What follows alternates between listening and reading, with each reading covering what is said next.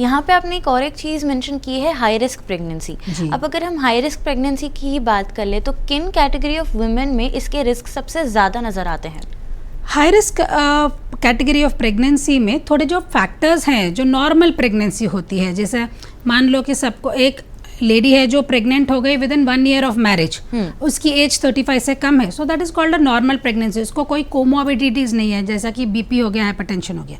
तो high risk category किसको कहते हैं? हाई रिस्क कैटेगरी कहते हैं कि अगर एक महिला जो 35 ईयर से ज़्यादा है वो प्रेग्नेंट हो गई, या जिनको पहले से ही बीपी या शुगर है, या फिर उनको थायराइड है, या ज़्यादा ही ओबिसिटी है, जिसका BMI 30 या 35 से ज़्यादा है, तो ये सब conditions will come in high risk category.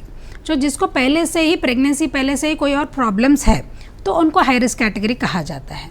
अगर वो नॉर्मल कैटेगरी में स्टार्ट होते हैं या फिर प्रेगनेंसी में बीच में उनको बीपी डेवलप हो जाता है या जैसा कि शुगर डेवलप हो जाए, तो भी फिर उनको हम नॉर्मल कैटेगरी से लेकर हाई रिस्क कैटेगरी में कन्वर्ट कर सकते हैं।